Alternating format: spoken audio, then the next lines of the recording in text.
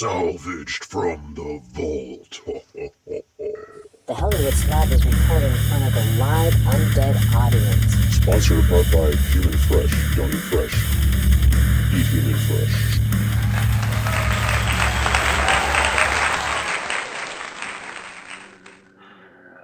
Johnny, stop not cooperating.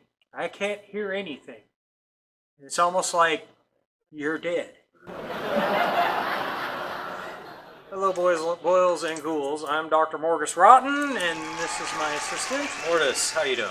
And welcome to the Hellywood Slab. We would love it if you could like, comment, and share. Subscribe. Subscribe. You know what's supposed to happen? It's just more useless stuff on your YouTube feed. It doesn't really matter at the end of the day, but hey, at least maybe we bring you a little bit of joy into your life. What do we got on tap for today? I believe today we're doing... Oh, yes, so 5 underrated zombie films not by George Romero. Yes, I made it a point when he said, let's do a thing of zombies. I said, no, we can't. We can't do that because it's like saying, well, who's Batman? Yeah. You can't count Michael Keaton. Okay, look, we're not trying, okay, look, obviously Romero is off limits in this list because you would have picked everything right off the bat. Night of the Living Dead, Dawn of the Dead, Day of the Dead. They're just amazing films. They're standards of the genre. Or no Fulci zombie, no anything that is super well known in your face films. We want stuff that, is a little bit off the cuff, maybe a couple of them being kind of, deep cuts, Some of them are vintage deep cuts. Some of them are pop culture type stuff. However, newer stuff. No No Shaun of the Dead. No Zombieland. No, So I mean, as we love to do with these lists. Number 5. Number 5 is Chud 2. Oh, you jumped right to 5, huh? Chud 2, bud. The Chud. I had to combine those because one, Chud is a great film, and very much underrated. Yes. Rob Zombie supposedly wants to remake it. I'd let hope he doesn't. No, see, because if someone does something, but I didn't like White Trash-a-Ween. Yeah, but that was totally different. I didn't like the monsters. Watching black and white. No, man, that's 2 times. I don't want a third time. But to me, Chud 2 was kind of like Weird Science, but with zombies. Yeah, can we finish talking about Chud before we jump to Chud 2? I mean, I remember Chud, man. Great stuff. Saw it when I was a kid. My aunt and uncle let us watch horror movies, even though they weren't supposed to. My dad was pissed because my little sister was scared to death of like, water drains. Yeah, because my cousin thought it'd be fun to tell her that the Chuds were real and that they lived under the streets in Los Angeles. And that was not really a nice thing to do to like a 3-year-old girl. I mean, as a matter of fact, at 3 years old, I don't think my sister should have seen that movie. No. I mean, I shouldn't have seen that movie at the age I was, 7? Something like that. 8? Something, I don't know. Yeah, Chud. The music was good too. Oh, yeah. Creepy stuff. The whole movie was well done. When the EPA people go down there and they're in the radiation suits and the Chuds show up and the glowing eyes, and I always see all these reviews about what a cheesy film it was and the monsters look cheesy and stuff. Let me tell you, if you were walking down an alleyway and one of those things was walking up on you and you started laughing at them, you're an idiot. Nah.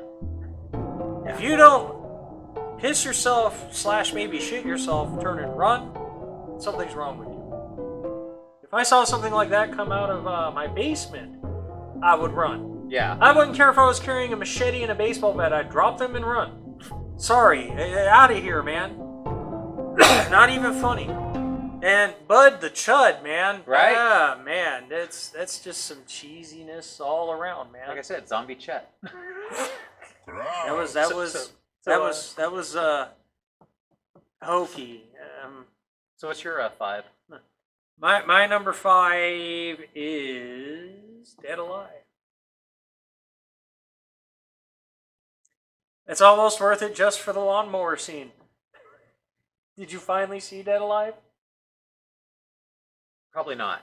Okay, a little well, busy. look, But still. this is Peter Jackson before Lord of the Rings, before King Kong, and it's a zombie film, and this guy's mother dies, and he brings her body back to the house and reanimates as a zombie, and she starts turning the people in the neighborhood into zombies, and he can't kill her because it's his mother.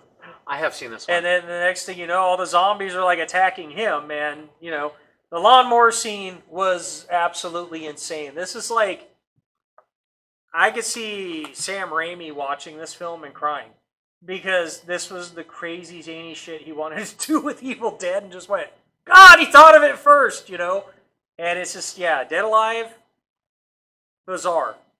That actually makes it to my next pick too, because there's a movie similar to it with Steve Buscemi, and his mother becomes a zombie, Yes.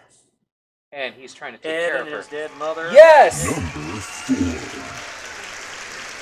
Yeah, that's kind of a remake of. Yeah. Also, Dead Alive in foreign markets is also known as Brain Dead.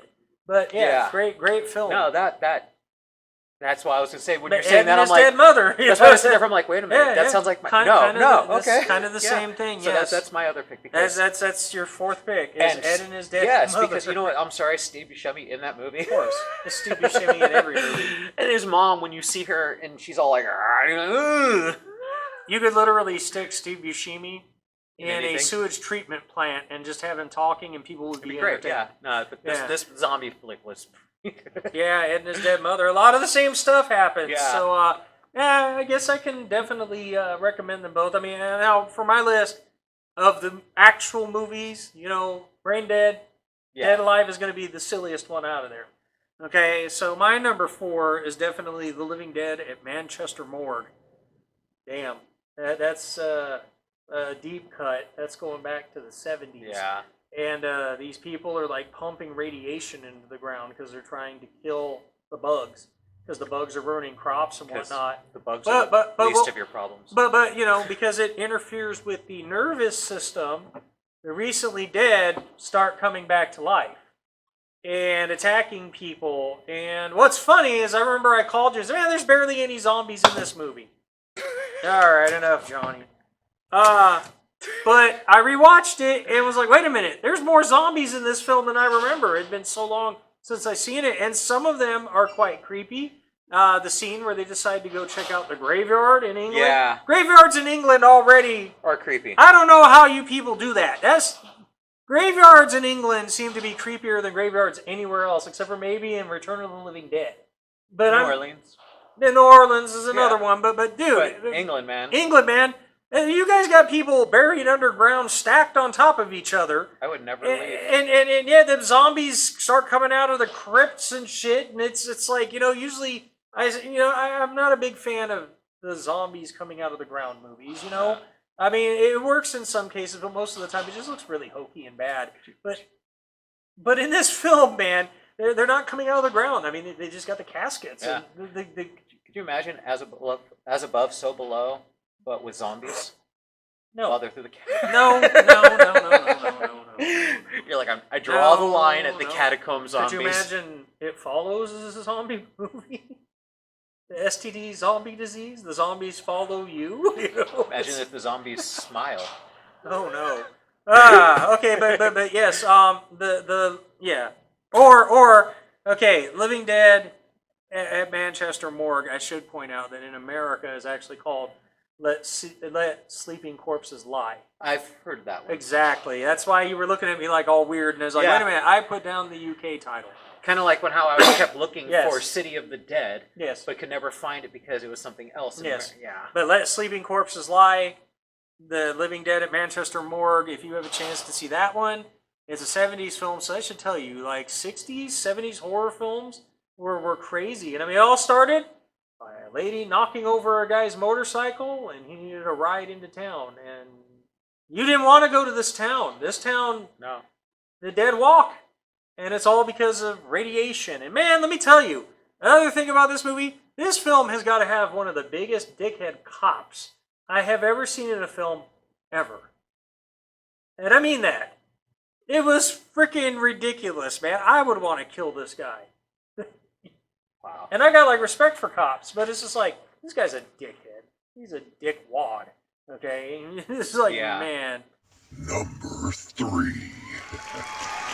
Switch it around. What's your number 3? My number 3. My number 3 is actually Fido.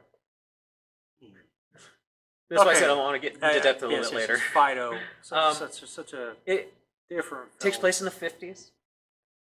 During Happy America 50s. As funny as it is, it kind of reminds me of what they're trying to do with the Fallout show. Actually. Yes. A alternate 50s, by the way, not our 50s. Yeah. But like if this is almost like if the zombie outbreak in Night of the Living Dead that's actually what happened and what. Yeah, after. that's what happens in Fido. It is actually supposed to be continual from there. Yeah. And they've learned how to make the zombies compliant with these collars. They do chores, they do work, and if you're the neighbor, doing dirty things with the zombies. Yeah, it's really funny. Kind of disturbing. I wouldn't say no, but maybe I don't know. Watch Fido. If you want to try to figure out Fido when you're streaming, you better just hope to God that collar can't fail. When you're looking for it, just look for a side picture of a guy wearing a giant collar that says Fido. Yes, it's good stuff. And yes, you don't think about it because it's all in fun, but it is very, very demeaning towards zombies. The interesting thing I thought about that film, and it doesn't hurt anything with the plot either, is they figured out how to keep the zombies from coming back by burying people only their heads. Jeez, hold on a second. See, it's not just me. Oh, very important. Hello? Yes, sir. Oh, okay. We'll get that going right now. Apparently we're supposed to be rolling the Human Fresh promo. We're actually late. Can we get the footage? And we'll be back right after this.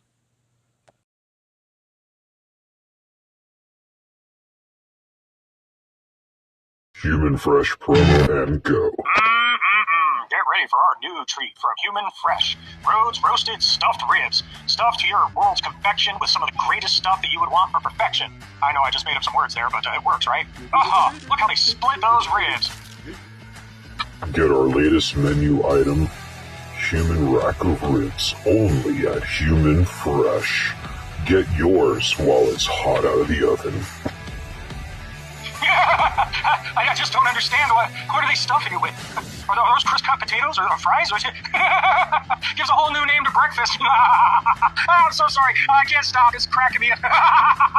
Remember, people, it's like the 1984 movie says from Captain Rhodes. Choke on him! Eat fresh!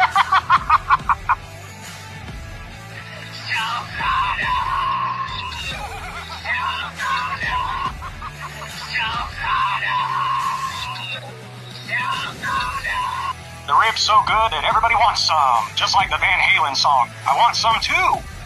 Available at Human Fresh. Don't eat fresh, eat Human Fresh. And ladies and gentlemen, we are back in 5, 4, 3, 2. Burying people's heads. Burying people's heads. Wow.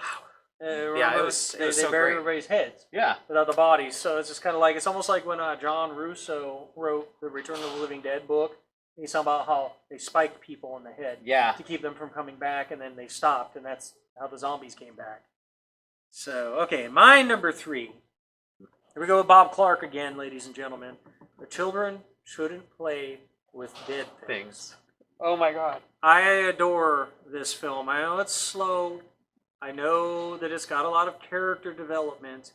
My first viewing of this film when I was very young, we were living in Sumantahunga, and my mom every night would watch, Hawaii Five-O. Oh, God. And I hated Hawaii Five-O, but when you hear dun dun dun dun dun dun, it's the end, you knew Hellfire was on next. Oh, yeah. So the movie Macabre, and I sat with my mom and watched Children Shouldn't Play with Dead Things, and when I do think back on it right now, Children Shouldn't Play with Dead Things was my first zombie film. Yeah. That was the first zombie film I had ever seen, and I was instantly just grabbed by it. Group of kids go to a island, and they're an acting troupe, and Alan Ormsby plays Alan, and he's the leader, and he's a real dickhead, and tries to get in the girls' pants and stuff, and of course has to give them the whole tour of the thing. And, Oh boy. And they dig up this body, and he's going to do a satanic ritual to bring him back to life. And remember, it's his coming out party. You want to come and play, right? The children shouldn't play with dead things. Because the problem being is, well, that corpse doesn't come alive. But all the other corpses in the graveyard, they do. And they're pissed. These are not happy zombies. These aren't like normal Romero zombies either. They're driven to go after these kids. And they're trapped on this island because here's the house, here's the zombies, here's their boat. You know, so it's like, and it's kind of like a by the numbers, who gets killed first, who gets killed last, you know. The ending of the film was perfect. Although, you know, even though this has nothing to do with the ending, watching the zombies shuffle onto the boat and the boat float away was absolutely hilarious. Yeah. Even though that really has nothing to do with the ending of the film, but it was good. Children Shouldn't Play with Dead Things, pretty good movie. Again, Bob Clark being brilliant, but different. Yeah. I mean, it's got a little bit in common, obviously, with Night of the Living Dead, but he took it in a different direction where everybody at the time was still remaking Night of the Living Dead. Yeah. Trying to make the same zombie film over and over again. He wanted to do something different. The whole story of the island being, you know, where they buried, like, executed criminals and stuff, and these are the zombies that came back, and man, oh man, oh man, are they not happy. They're not happy at all. No. Number 2. 28 days later. I don't consider it a zombie film, but in this case, I will allow it. Well, it's better than the other one I was going to pick. 28 days later, the first time I saw it was in the theater, and I will admit, it scared the hell out of me. Yeah, I'm really eager to see 28 years later. I'm curious. I've seen the trailer for it, and like, was it 28 weeks later? Yes. 28 weeks later was good too. Yeah. Was really good. So, I mean, I'm hoping that they craft a story of the same caliber, because 28 days later really, I felt so sorry for The Walking Dead. Oh, man. Because, I mean, you know, Robert Kirkman draws the comic, and it's the same thing, you know, wakes up out of a coma and stuff, and there's no way he could have known. No. And it's just like, you know, so, yeah, 28 days later. And nobody thought this was going to become a big franchise like it's become. No. And it was still really good. And when you watched it, you walked out of the theater going, well, I mean, we've only been waiting for the third film. It feels like 28 years. 28 years later. it is. So, yeah, I mean, it's been a long time. And, yeah, 28 days later, it was kind of weird. It has a Omega Man vibe. Yeah. I liked that, though, because I always thought the Charlton Heston Omega Man film was pretty damn dark. Right. And 28 days later definitely grabs that same... I mean, could you imagine waking up from a coma and everyone's gone? You're looking around going, You know, where the hell is everybody? did the rapture really happen? And then you get to that church, Jeez. and the one guy sits up, and it's like, no, I'm gone. Everyone starts running after him and everything. That was crazy shit. No. And then the psycho soldiers, you know, and all that stuff. And yeah, it was wanting to procreate and everything. It's just like, damn, this just went from like bad to horrible. I don't know what's worse. The freaking, well, I guess we can call them infected. Or kind of like the crazies. The crazies, another Romero film, you know, but yeah. Well, so since you went there, my second is Warning Sign. And what's funny about that is you know, Warning Sign actually inspired 28 Days Later. Oh, wow. See, that works perfect. It's got Sam Waterston in it from Law and Order. Oh, jeez. And he plays a small town sheriff, and there's a company. His girlfriend is a security at this company that's run by the government. They're working on a virus called Rage. And it gets loose in the lab. And, yeah, so you've got all these people running around. I love this movie. And what's funny is, again, there's a lot of touches to other stuff there, too. one of the main characters actually plays Captain Harris in the Police Academy films. And then one of the main scientists that they go to get help from, that's not locked down in the facility, is actually the guy who plays Dale in The Walking Dead. You know, with his mobile home and stuff. So there's like some real connections. Yafet Koto's in it also from Alien, if you've not seen it. But yeah, so basically it's how do you survive, and the disease obviously is highly communicable, highly contagious, and these people are locked in this underground facility, and they're trying to get Sam Waterston's girlfriend out of there because for some reason she's actually not contracting the disease. So they're trying to kill her. Wow. Because everybody's She's just... secure. Well, no, everybody's... Well, I don't want to give away the Yeah. thought on this one, but yes. There is something that Kind of makes... like in a... There's something that makes her very different from everybody else. Skinwalkers. Yes, but good movie. Mm-hmm. And the thing with Warning Sign, too, is it's a very rare film, and I don't know why. I was finally able to find a Blu-ray of it. Scream Factory released it, and it's already out of print. And it's a really, really well-made film, and definitely worth it. It's got some very, very tense, creepy moments. Number 1. My number 1, Dead Heat. The Treat Williams? Yes! Yes! Treat Williams, Joe Piscopo, Vincent Price, Shane Black, Lindsay Frost. You do know that Vincent Price said he actually regretted doing that movie. But you know what? It is still a really good film. You Joe can get through Piscopo, good God. Does Okay, anybody even remember who Joe Piscopo is? Yeah, he's the guy who got replaced by the guy that looks like him in the superhero film. Yeah. Joe Piscopo. But okay, so Dead Heat.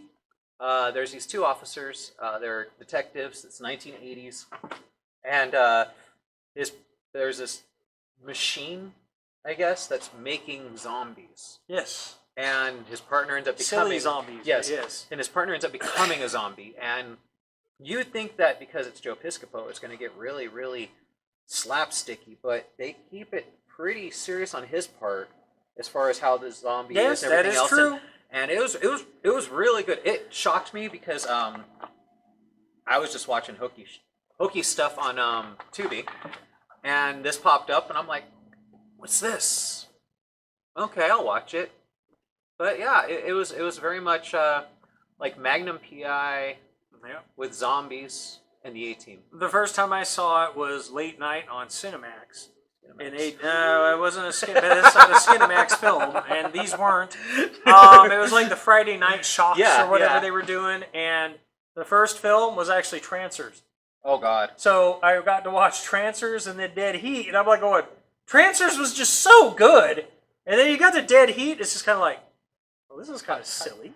How did these two get stuck together? I mean, I guess I could see why, but yes, Dead Heat, interesting film. It was interesting choice for a number 1. Because I usually go very commercial with some of my picks, and I try to stay away from my top commercial picks, which I think everything we've picked thus far, other than maybe 28 days later. Well, no, 28 days later was actually pushed as a major. Yeah. Everything else we've picked has been kind of. Because okay, so I mean, even Chud was just a New World picture at the time. So, but the ones that are like the high top picks of mine that like I didn't put on here, World War Z, which it was good. Hold on. I liked the fact that there's a scene where the zombies are using their head to get through the door, literally, and I would have liked it if it was more like the book. Yes, but still, visually to see that was really good. The original Resident Evil. I liked it. What was that one? Which one was this one? The third one. That was Ram. No, we don't watch that movie here. I can't remember. Is it Dawn of the Dead 3? My favorite one with the girl, the punk. Conquer? Yes. Oh, Return of the Living... Oh, yeah, Return of the Living Dead 3. Yes. Yes, amazing film. Yes. Beautiful.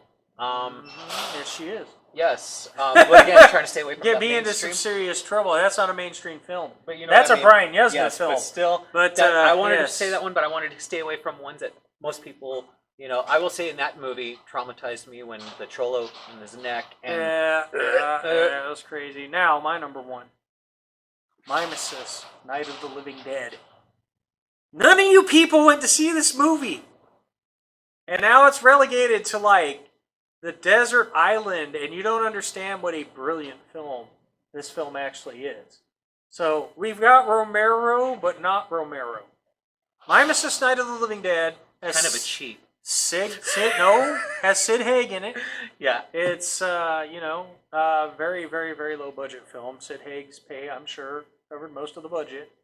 And it's a horror convention going on, and Sid Haig plays a movie director, and people are talking about movies and how great they are, and he goes off basically telling people how stupid they are because they don't realize how terrible things really are in Hollywood and how you wouldn't know what a real movie was if it was to bite you in your ass, yada, yada, yada. Yeah. You know, kind of like the angry guy that's been, abused by the Hollywood system, guys like George Romero, John Carpenter, and Tobe Hooper, all these guys that were doing horror movies and changing cinema, but not getting the respect that they would deserve because a big studio would come in and steal it and do it themselves.